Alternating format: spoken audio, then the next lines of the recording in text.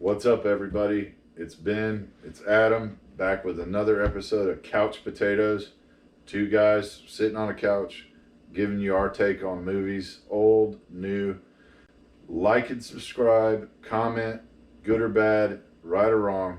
It's just an opinion. Today, we're going to do the classic Almost Famous, directed by Crowe. I'm going to jump in with a quick little fact here that a lot of people may not know is it's actually semi-biographical. This Cameron Crowe was a teenage writer for the Rolling Stone, and he toured with some, three decent bands, the Allman Brothers Band, Led Zeppelin, and the Eagles. And, most people have probably heard of those bands. What do you think? I think yes. Maybe? Yes. Okay. And this is a little bit about his experience. It's loosely based on that. As you guys know, Adam's going to jump in right with the plot. Go for it. Yeah. So the movie's following William Miller, who's a 15-year-old writer. It does go back just a little bit in the beginning, kind of give you a backstory to how he got to be a 15-year-old writer traveling with a band. Basically, his mother skipped him several grades. He's super smart. Yes, mother overbearing. She's a professor. Helicopter mom. Oh yeah, helicopter mom, big time. Runs his sister off. When his sister leaves, she leaves him all her rock albums. Okay. And so he becomes obsessed with rock and roll because he doesn't have any friends because they're all older than him. So he's like he's a nobody. He's not on there. Yeah, who wants to? What 15-year-old wants to hang out with 13-year-old and 17-year-old 15? Yeah. Know? Well, plus the smart kid in class. Right. Exactly. He wants to become a rock writer, and his mom wants him to be a lawyer, but he gets up with a guy named Lester Bangs. Played by Philip Seymour Hoffman. Yes. Rest in peace. Yes. And Lester Bangs is almost like his mentor, I guess you would say. Yeah. Anytime he needs spirit animal. Yeah. Anytime he needs some words of wisdom. Yeah. Lester Bangs is always there. So anyways, Lester Bangs gives him an assignment. Yeah, for Cream Magazine. Yep, for Cream Magazine. And the assignment is to go get, 3,000 words on Black Sabbath. Yeah. Give him $35. Yeah. And so he goes to get an interview with Black Sabbath. The only problem is when he gets to the door, Lester must not have informed him he was coming because he couldn't get entry. And so from there, he basically tries to find ways to get in and gets up with the groupies. Yeah. Who the main groupie is Penny Lane. Band-Aids. Yes, Band-Aids. Befriends Penny Lane quickly. Played by Kate Hudson. Yes, played by Kate Hudson. And who's also very young in this movie. Yes. But so he gets up with them, and through the process of trying to get in, he runs into Stillwater, a mid-level band. So it's possible that he could get in with them. Anyways, he talks to them, tells him he's a writer, yada, yada. They gain access. And from there, the story kind of takes off because he kind of befriends them and starts touring with them a little bit. He tours with them. They want, like you said, they're a mid-level band. They're trying to get bigger because, as Russell said, their houses get bigger, their cars get better, they make more money. And he tours with them and befriends Russell, the lead singer, played by Billy Crudup. Yeah. Who's great in this movie. While he's touring with the band, also, not to cut you off, he's obviously initially there for Cream Magazine, but while he's touring with the band, he does get hired by Rolling Stone Magazine. The Rolling Stone. Yeah, the Rolling Stone Magazine, and they basically say, "Hey, we don't want anybody to pay for anything. Yeah. Do your thing. Get us our story." Yeah, get us a story on Stillwater, which allows him to kind of live the rock and roll fantasy a little bit. Which, as a 15-year-old, I could only imagine. I mean, as a 39-year-old, I don't know if I could deal with it. I don't know if I could. My liver couldn't handle it. No. I've put my liver through enough. It couldn't handle that anymore. Great storyline. If 50% of this movie is true, then Cameron Crowe, wow. Yeah. Awesome. He lived a life. Eagles, Led Zepp, whoa, the Allman Brothers. Hey man, now we're into it. As far as the cast, we mentioned William Miller, played by Patrick Fugit. Penny Lane, we got Kate Hudson, Goldie Hawn's daughter. Yeah. very easy on the eyes. A little young in this movie. She is quite young. Russell Hammond, who's the lead singer of Stillwater, played by Billy Crudup. Mother, played by Frances McDermott. She's another lady who's kind of, oh, there's that, I hate to keep saying this, but there's that girl. She's in everything. Yeah. She's had bit parts all over.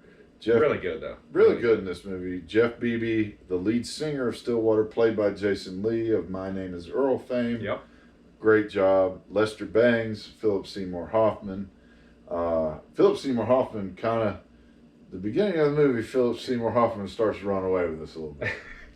Okay. He definitely flexes on him. He has one of my favorite lines, and Adam's heard me use this and many others. You're not cool. I've met you. Because he gives William the advice not to befriend the rock stars. Yep. And William eventually, I mean, how could you not? Befriends the rock stars. It goes badly. And he says, I told you, they're going to make you feel cool. Yeah. And I've met you. You're not cool.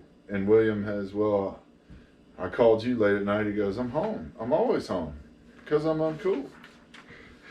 Great line in that movie. I enjoyed it a lot. Penny Lane actually has a really good line in it. It's all happening. I like that. It's all happening. It's all happening.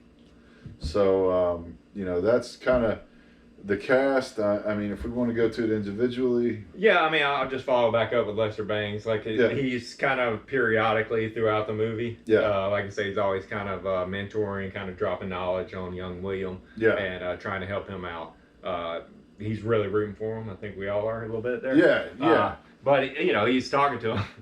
And he's trying to figure out this kid at the first meeting. He goes, so what are you, like the star of your school? And he goes, no, they hate me. And he goes, well, you'll meet them all again on their long trip to the journey in the middle. Yeah. Great line. He's also got another great line where later on in the movie, he's kind of doubting his story, that he's, they're basically not taking him serious. Right. And he basically comes with this line.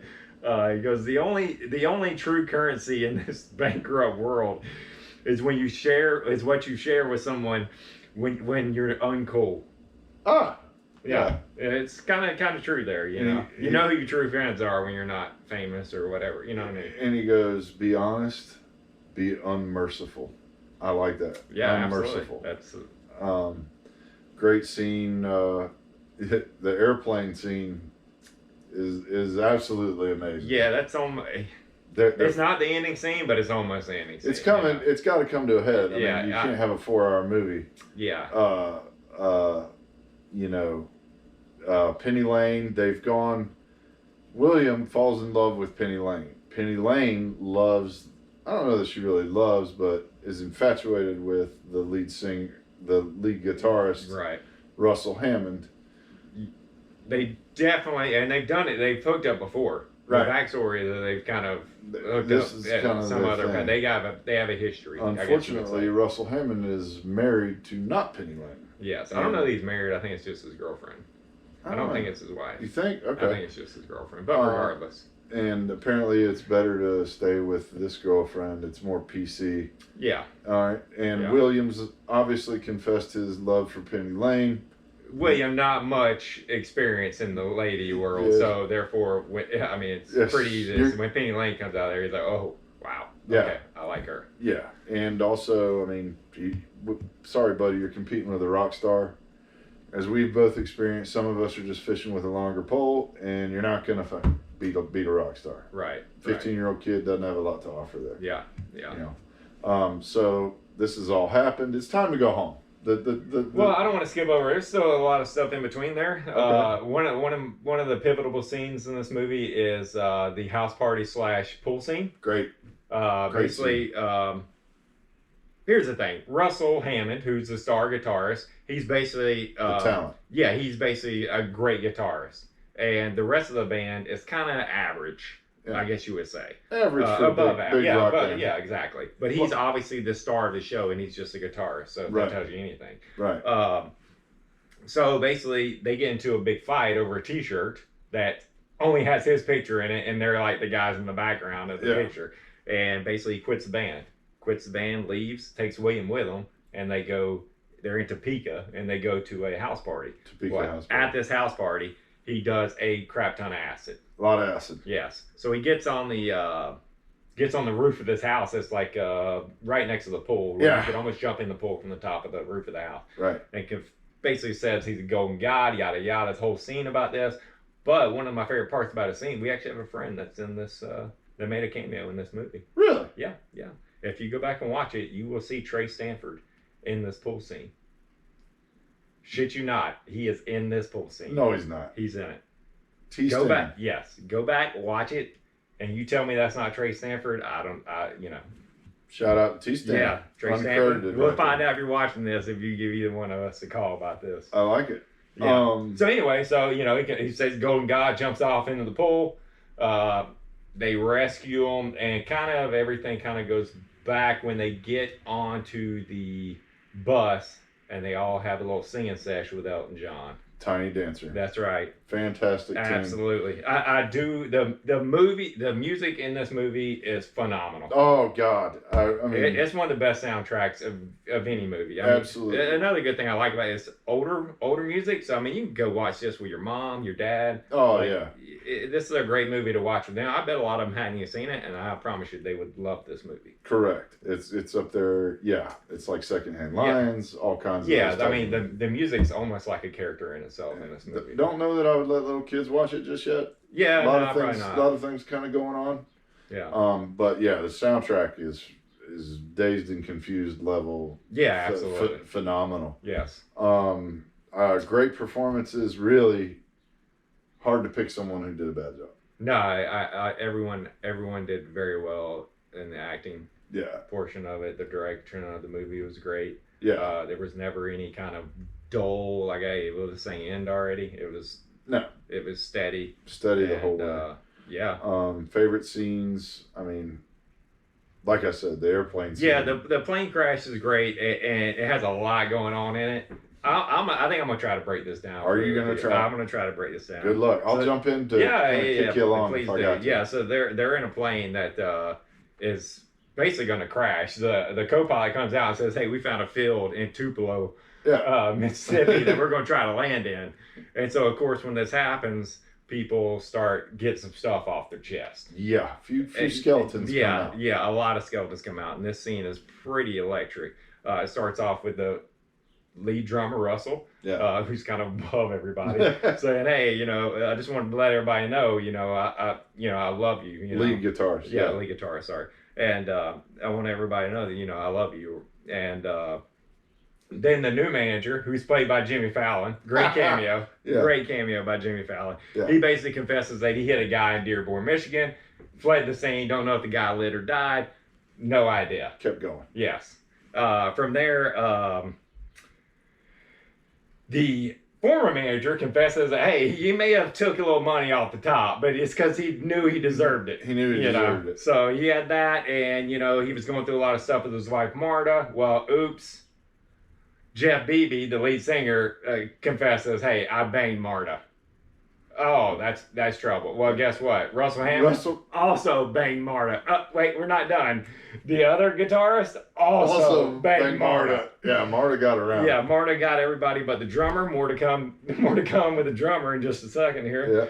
Yeah. And so they go through that, and then Jeff Beebe drops a bomb on Russell Hammond and says, hey, I banged, I can't remember his girl's name. Who cares? Linda, whatever. Yeah. I banged Linda, and I'm still in love with her. Yeah. And so obviously he's like, you banged him? What? Yeah. Yeah. So they're having their issues, and he's basically, Russell gets up in arms, and he goes, you know what? You shouldn't even, don't be contradicting yourself, because you've been banging that groupie Penny Lane. Boom. William's not having that at all. Yeah. William goes off. He's like, groupie? She's a Band-Aid, bruh. Yeah, all she did is love your band and your music. She tried to help you. Yeah. And all you did was use her and throw her out. You traded her for a case of beer. That's it. And I love her. I love her, he said. Then the ultimate mic drop. Drummer jumps in, says, hey, we're going down. I'm getting it off my chest. Fuck it. I'm gay. Gay. No shit. 3 seconds later, plane levels out. Hey, we're gonna make it, baby. Thank God. The pilot's like, thank God we're gonna make it. We're gonna make it. Drummer slams the door. I'm sure at the time he felt about this small, but I'm willing to bet he got a lot of stuff off his chest. He's big weight off his shoulders. Big weight off his shoulders. Absolutely. Great scene though. Wasn't technically the final scene. The final scene is actually when William and Russell do their actual final interview that William throughout the movie was trying to get. Yeah, and they were both thinking they were going to meet Penny Lane. Yes.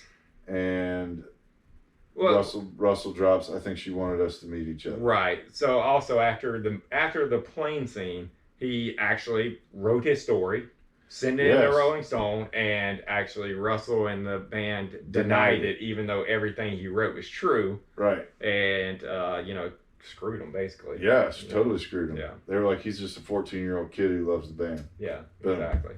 And eventually, though, Russell does the right thing, calls Rolling Stone, tells him it was all true, every word of it. And gets the cover. Yeah. So, go ahead and rate it. Yeah, I mean, this is definitely must on. This is probably top 20 of my favorite movies of all time. Yeah. I mean, this is, I don't know if I've ever met anybody that didn't like this movie. Yeah, very few people I've met don't like it. I'm going to go ahead and put this in the vault for me as well. I own the movie, like the movie. Yeah, it's definitely top 20 for me as well. Whatever it's going for on Amazon, buy it. You won't regret it. That'll wrap it up for Couch Potatoes. Like and subscribe, comment, leave a suggestion for a movie you think we should do. And guys, we'll see you next time. Thanks.